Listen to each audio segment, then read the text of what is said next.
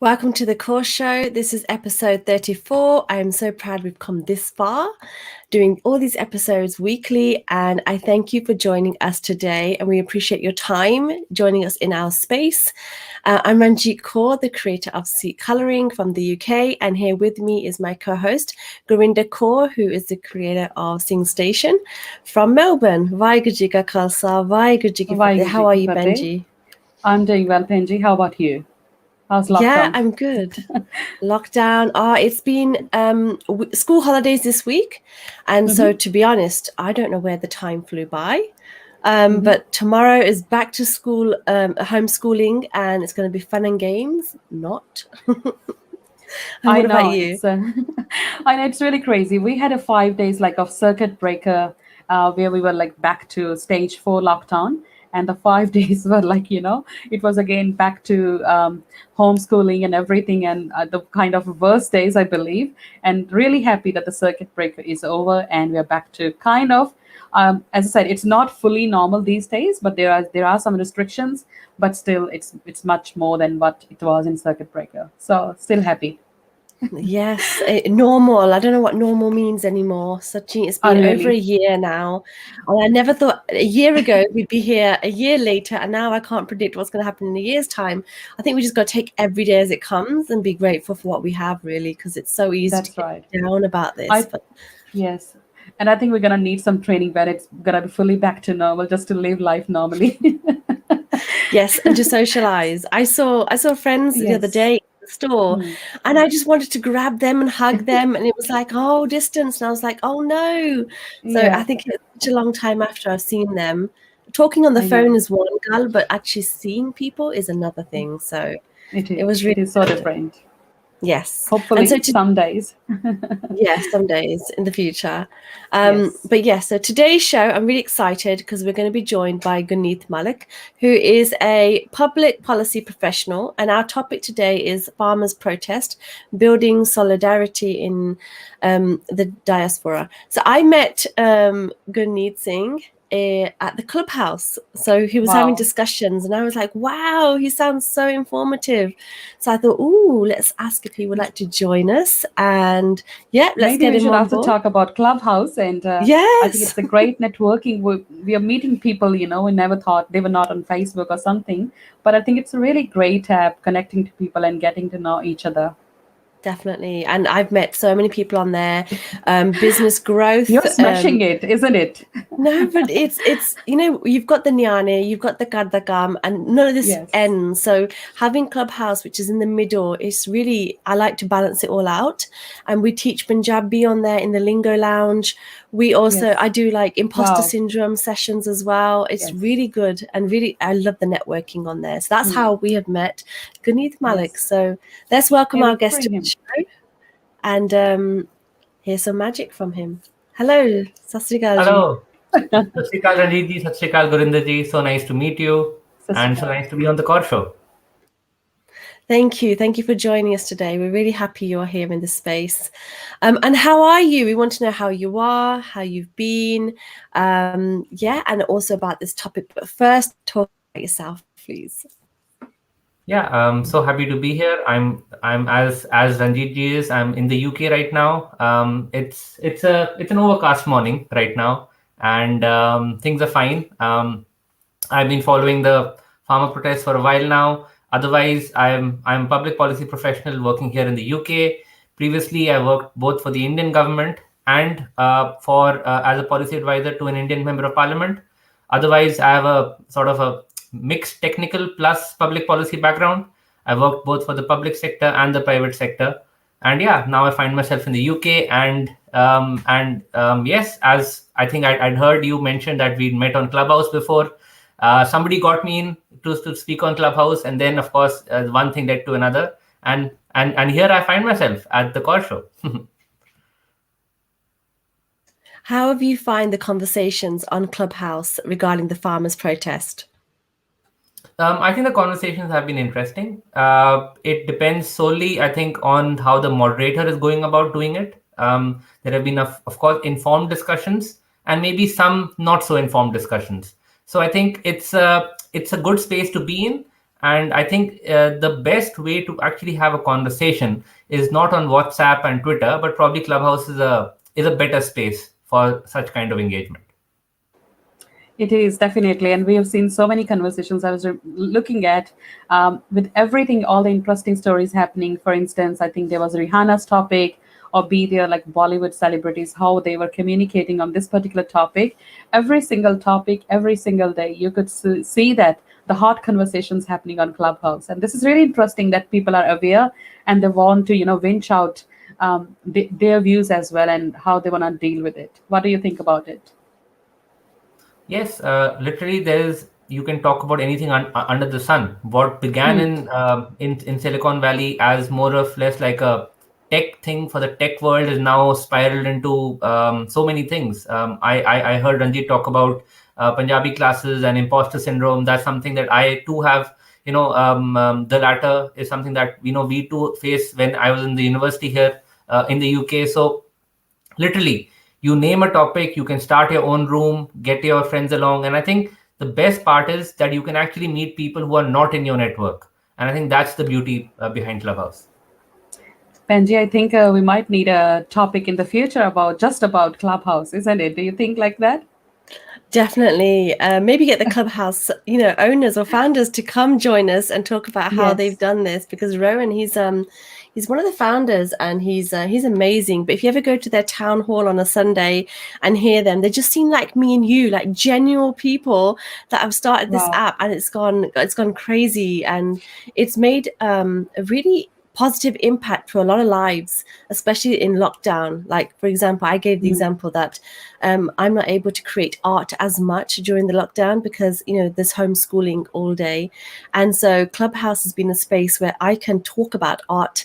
And I found it really enjoyable to connect with other artists and creatives, and just that group itself all day. I could sit in there all day and just talk about, how did we do this? And how do we start this? And how come? And they connect you with where you need to be.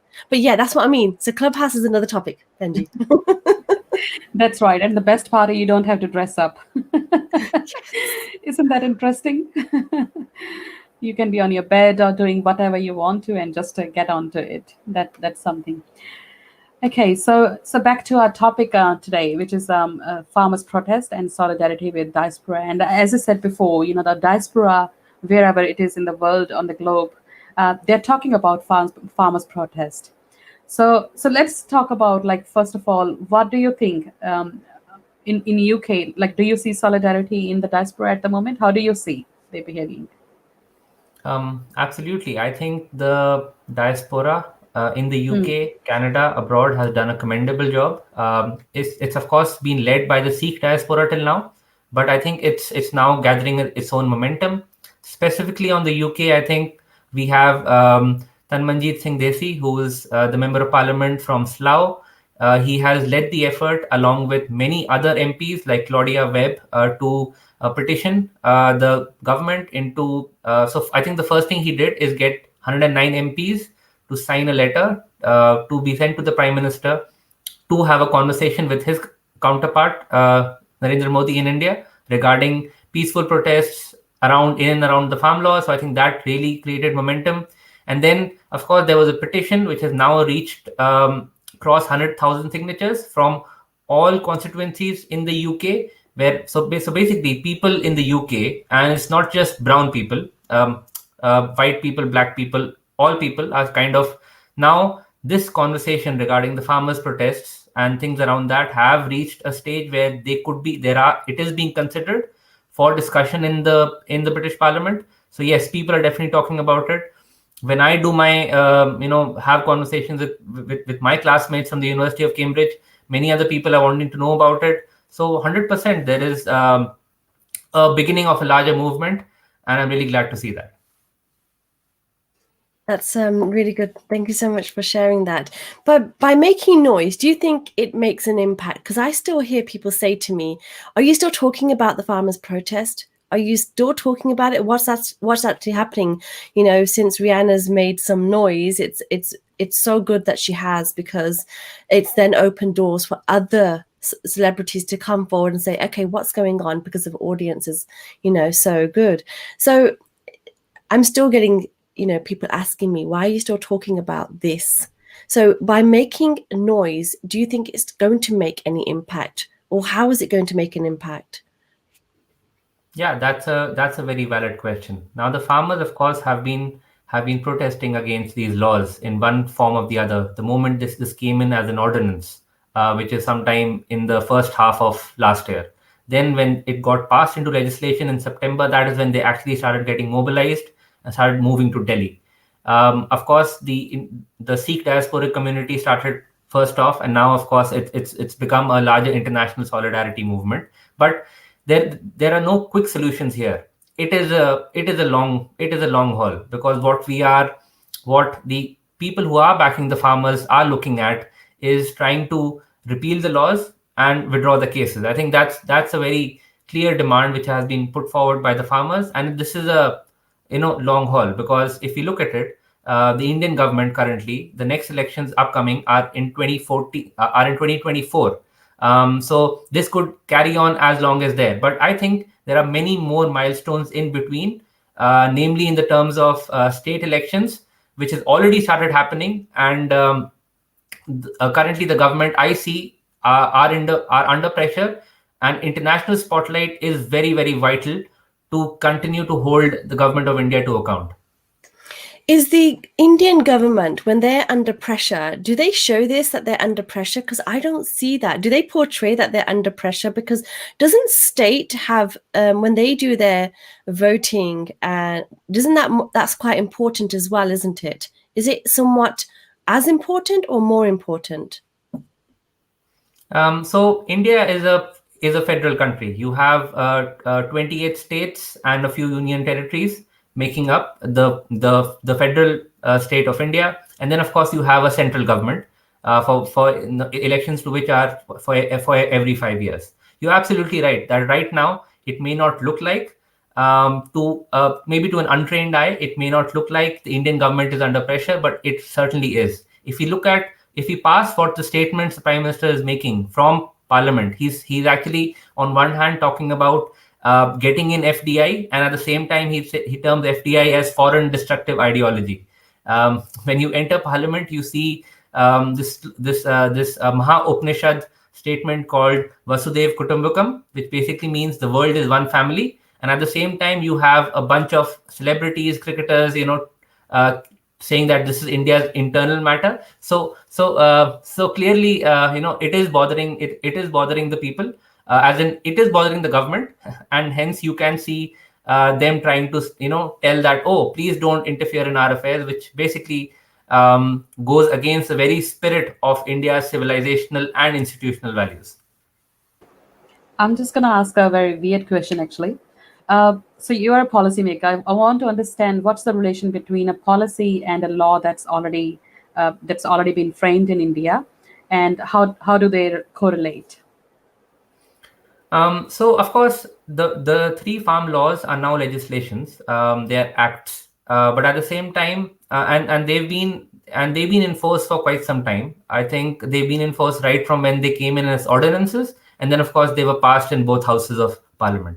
The way they were passed, of course, in the upper house, which is Rajya Sabha, was not really in a very streamlined manner. MPs in the opposition have protested that they have claimed that the rules of procedure of Rajya Sabha were violated that day in terms of voting not happening in a proper manner. And of course, when laws come into place, the next step is delegated legislation, rules coming into force, and then of course the law getting implemented. That last part is yet to happen. In fact, the government in its negotiations with the farmers has come to say that has actually offered an 18-month suspension of the laws. But I think the farmers are very right in basically seeing through this half promise by the government, and they're very right in saying that they should be repealed, because at the end of the day, these laws have been brought in the name of the farmers without having consulted them. So right to information requests to the Indian government regarding what consultations have happened in the pre-legislative phase have actually shown that the government has responded by saying nil. And nil basically means that they have no evidence to show that farmers were consulted. So absolutely, the farmers are actually requesting that these laws be repealed. And the way forward would be to actually get back to square one, come to the negotiating table. You have the farmer unions, you have the leaders, and then the government can very well form a committee and draft these laws once more. I don't really see a problem in doing that. So when Modi and the government have said matters of internal affairs, like that's what they take in their hands, with regards to humanity, we get told that we should not be involved. We should not say anything. We should not be talking about this. How do you feel about that when you're in England and we're not in India? I've got no relations in India now. Nobody left there. Everybody's out in the West.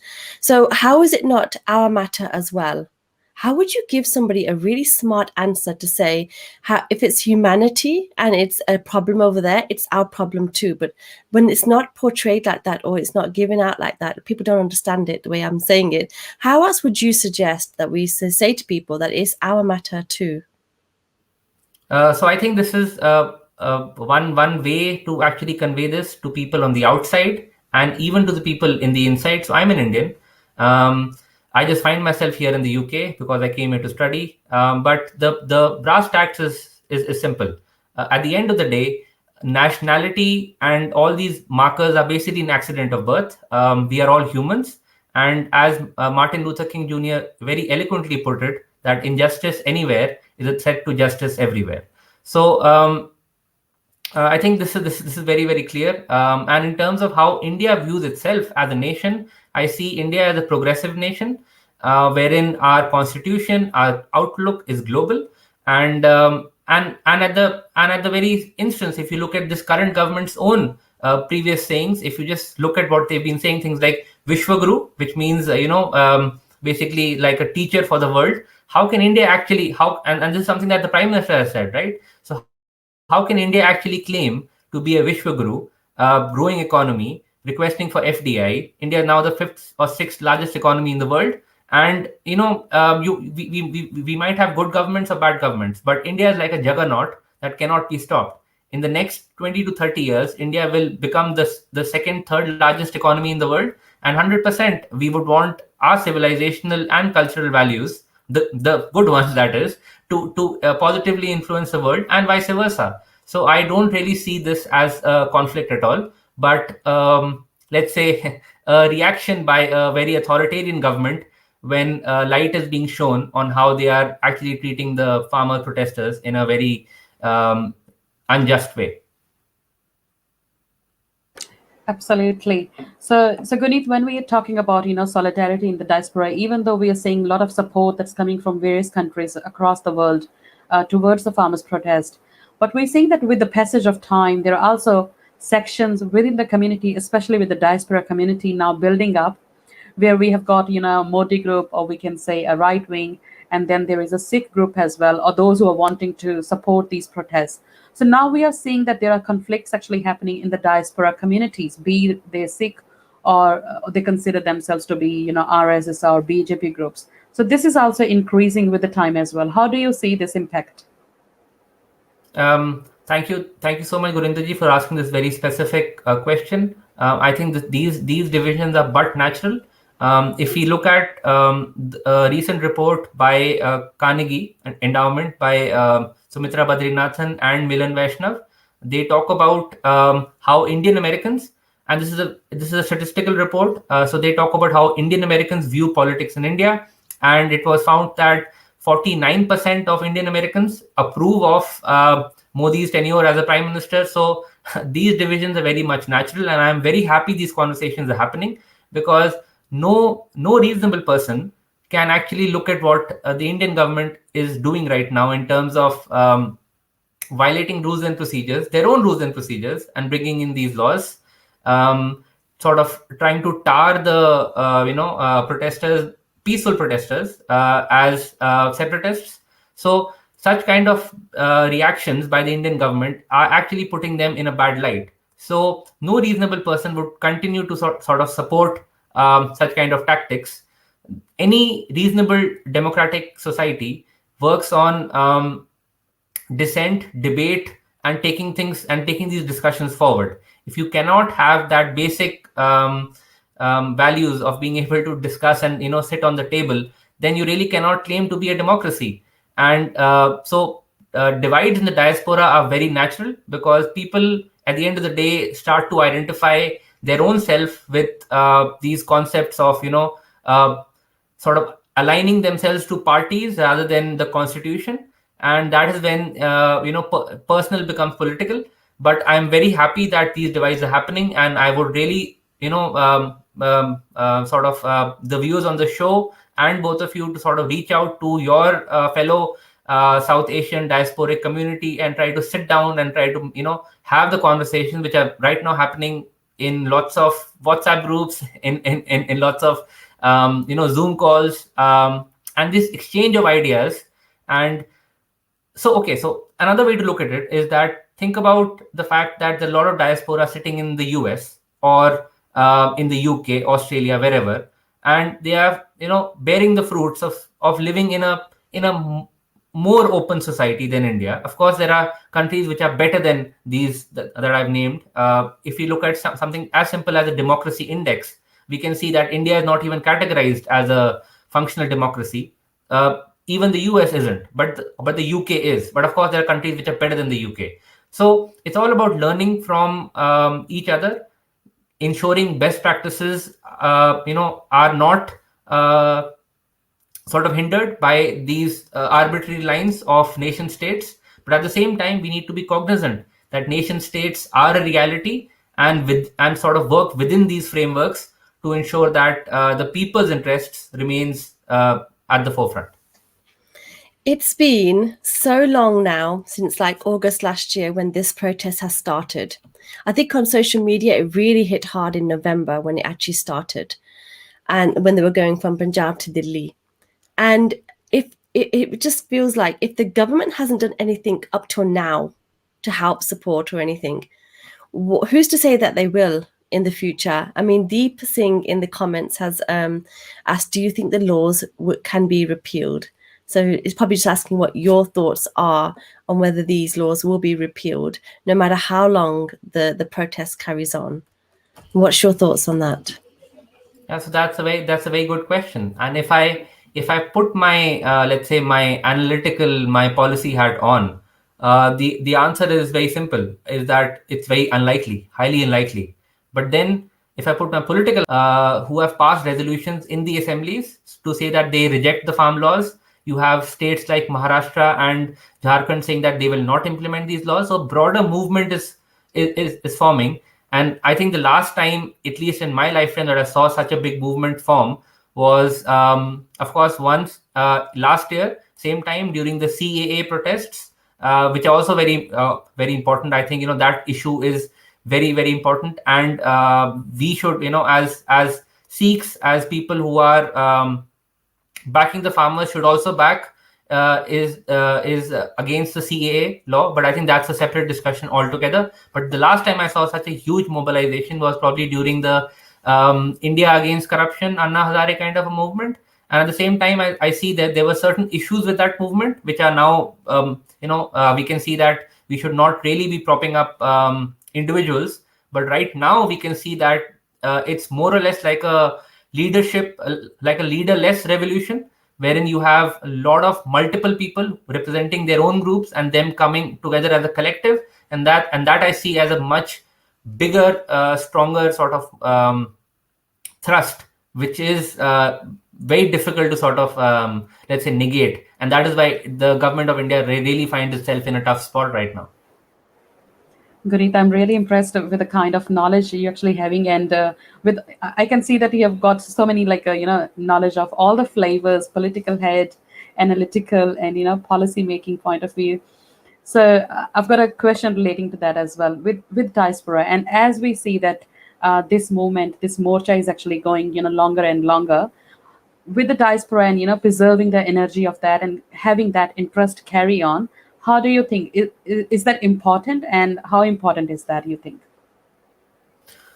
Yes, I think as I said before, this is a long haul, and we have to continue backing the farmers. We have to continue backing the entire narrative that these laws must be repealed, the false cases must be withdrawn, and the milestones are going to be these elections that have been coming. We've just, I think last week, had municipal corporation elections in Punjab, and the good news is that the BJP has been completely wiped out, even in its traditional strongholds. The BJP at a parliamentary level has never really been very strong, but at the same time, they do have two MPs from Punjab, and all indications are that this will have a really big effect in the upcoming elections, both in Haryana, Uttar Pradesh, and so this is very, very important for the diaspora community to continue backing this in the long haul. There's going to be no easy victory.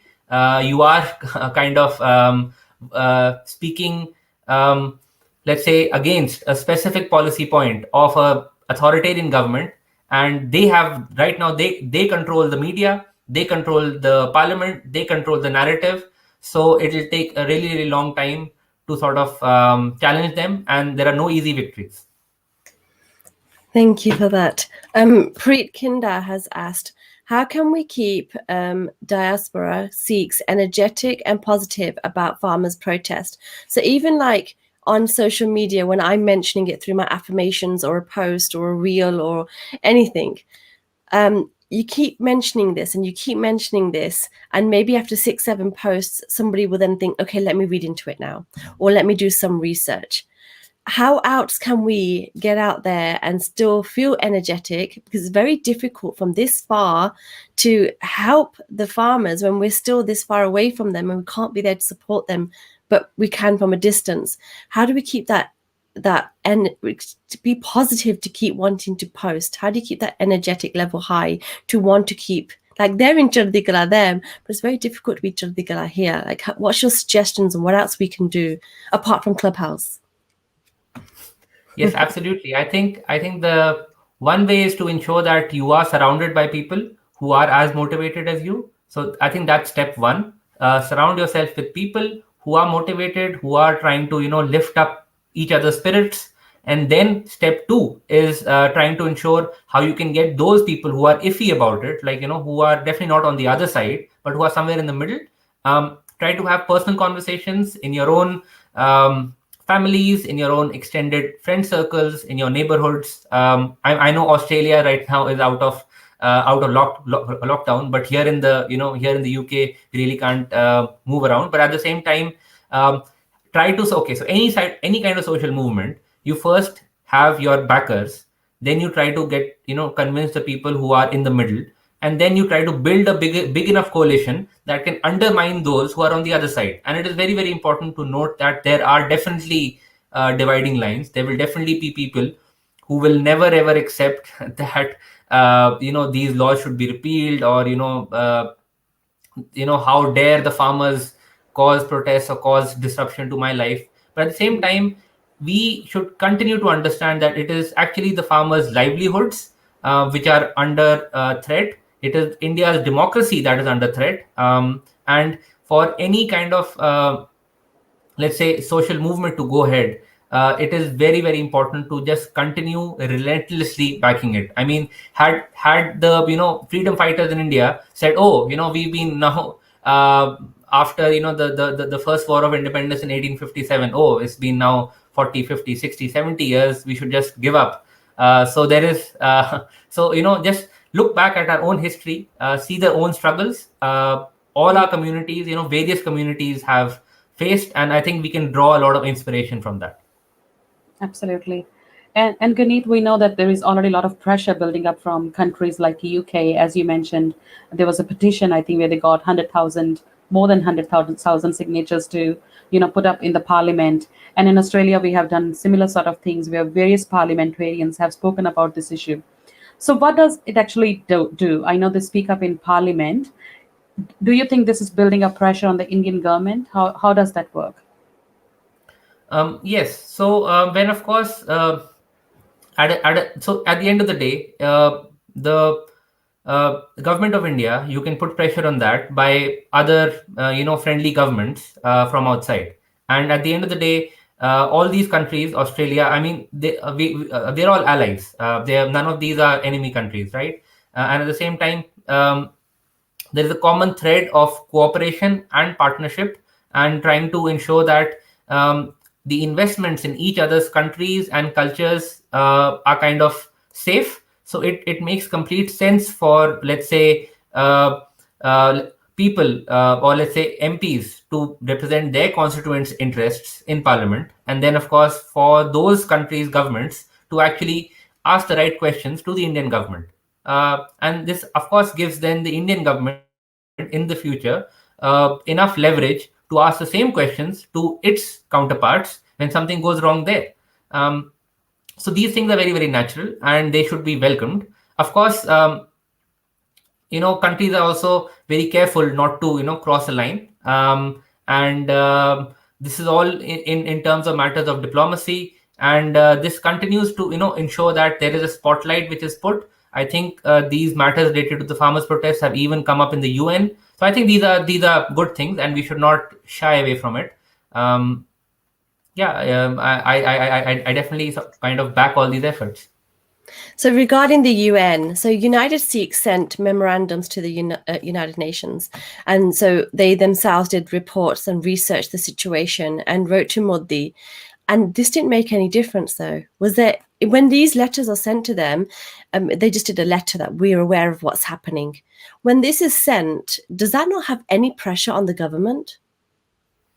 Well, at the end of the day, it is at the UN does not have the right to sort of intervene directly in India's matters, right? So Indian government can respond to them saying, or even choose to not respond. At the end of the day, these are all matters of diplomacy and using your limited leverage. But at the same time, as a growing democracy, as a country that is young, India would not. I mean, I actually would want to talk to people who are supporting the government. Do you really feel that right now India's image is looking good at this time? I don't think so. A civilization, a country that is this old, has come this far. There are, of course, lots of problems in India, and all these problems are kind of getting finally people outside of India are getting to see all these issues. And I don't think that's a let's say a really welcome way to sort of react to that by saying, how dare you sort of question India and India's internal matter? I mean, nothing is internal. It's all, we're all humans, and we all have human rights. India as a country has signed up to the UN Charter, so India must live up to its own commitments, and not of anybody else. So when NGOs help in general with the country, they are greatly appreciated, greatly welcomed. But when they helped in the protest, it was frowned upon, and then they're classed as terrorists. Why? Well, this is a classic tactic by any authoritarian government to shift the narrative that there are some external agencies involved, and it's nothing, right? I mean, I don't really see any merit in that, and we should just ignore these sort of insinuations. In fact, Government of India's own defense minister has actually come out to say that it's wrong to call the farmers as terrorists. So we must listen to the government's own defense minister. Yes, definitely. Benji, That's yes. right. Yes. Now, I was going to say, like, at the same time, we know there is a lot of support coming up, but we're seeing that the Indian government is actually using different tactics, and more than 200 farmers or the youth has been already arrested. And there are news that they're actually trying to do even worse than that. Maybe in thousands, they're going to be arrested. So how do you see that kind of tactics? There's actually worse happening than what is expected. We are losing than even what we're gaining. I see this a little bit differently. I think a crackdown by the government on peacefully protesting farmers is backfiring. You can see more and more international agencies, in fact, more and more Indians who are very aghast at the arrest of this 22-year-old climate change activist in India. now many of the farmers who had got arrested and were disappeared, I think slowly some of them are being released. Their stories are coming out. I would really request, on the Kaur Show, if we can actually get some of these people who were, who've now been released, if they can be interviewed, or if media actually highlights what exactly the pains that they faced inside these jails, the cases that they were charged with. So I think when more of these things start getting highlighted, the people themselves can see that actually there is no truth to the matter, that there is, that there are some external agencies involved. There is nothing like that. It's Indian farmers who are protesting against this. Of course, this movement began in Punjab, but now Haryana, Rajasthan, Western UP, Madhya Pradesh, a lot of different farmers from other states are joining in. Yes, these arrests are backfiring, and I can definitely see this happen. It's almost like a documentary that we need to do and continuous doing, with all the photographers there and all the like people that take videos there, and you've got the sevadars that are on the ground doing seva, and they can't do videos and seva at the same time because their focus is on one. And then you've got the photographers there doing a tremendous job, because if we were there, I think that's what we would be doing all day as well, documenting. So I think this is a really important time to document what we hear, what we see, and then doing research is very important with the farmers' protest. Showing your support via social media with your family members, even when you ring your family members and say, "Oh, how's your day?" In that conversation somewhere should be, "Oh, did you hear about this or the farmers' protest? Or what's the update now? Did you hear anything new?" Because obviously time zones are very different. So I think the more we can get out and mention in different ways, on social media especially, it's very important. And even with posters on your front window, because when NHS and the first lockdown happened in UK, we were advised to, or you could do by choice, have a rainbow of colours to support the NHS and put that on the window. And I think that's what we should be doing with the farmers' protest as well. So I do have a poster and a colouring page on the Seek Colouring website, seekcolouring.com. So by all means, whoever's listening in, please print out a sheet and put it on your front window of your house or in your car, and so that the postman can ask you, what's happening, what's going on? And it can be really simple. So the poster only says, "No farmers, no food." So it's really simple for all cultures to, involve themselves and ask questions. But Guneet, thank you so much today for sharing your wonderful inspirations. And this is what I heard on Clubhouse, and that's why I needed you here to explain and talk to us all about it. So I've learned a lot, and I can take away a lot as well. And I hope that the Sangat has done that too. So thank you so much. If somebody wanted to contact you or ask more, where could they find you? Yes, they are free to find me on Twitter. My handle is @Guneet_Malik. I think maybe it's probably there on one of your posters. I can even leave a comment where possible. But thank you so much for getting me on the show. I really liked what you said about ensuring that it becomes like a more visible movement. And I think we should all, as one of the people who already advised me, that we should all stay in our lanes. We should all stick to our expertise and try to see how we can, in our own best ways, help this movement. And yes, it's a long game. Absolutely. And Penji, we have got stickers on our cars, and every second car I see in the Gurdwara, even at the back, you see the stickers. We support farmers everywhere, and in some Punjabi houses, I see on the top of their letterbox they have got supporting farmers, and there's a lot of support coming from even non-Indian background people or non-Punjabis. There's a lot of Australian people who are supporting this as well. So I think we have actually made it visible, so which is really great. No, it's really important, because one of my friends, Yukemi from Clubhouse, and she's been amazing support, and she's even had a poster, and I put it on social media, and she's a Gali, she's African, and then we start talking now, general conversation about the farmers' protest. So I would say I'm going to be today, it's about this, and she said, "Oh really, what's happening?" So even with my Gore friends, we all talk about it, because I think it's really important they know what's happening, and they would inform me if something was happening in England. So it's only my job to tell them what's happening in India, because it's affecting us all. So I think it's really important. But thank you so much, Guneet, for sharing today. Is there any last comments you would like to make? No, I just wanted to just tell your audience that keep your spirits high, remain in Chardi Kala, involve other people, involve these other communities. As you rightly said, Ranjit, when involve black people, white people. When the Black Lives Matter movement was going on last year in June, I was definitely out on the streets in Cambridge, backing them. At the same time, this is now chance to bring other communities involved in this movement. So yes, and that's what solidarity means. Amazing. Thank you so much. Yes, and we need to keep making noise. That's the idea. Keep making noise, share, post on social media. And this issue is remaining. It's a long haul and we need to keep speaking out. Thank you, everybody.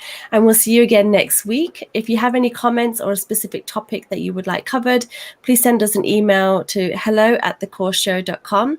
Or if you would like to see any of our previous shows, please visit our website, thekaurshow.com. Thank you, everybody. Vaheguru Ji Ka Khalsa. Vaheguru Ji Ki Fateh.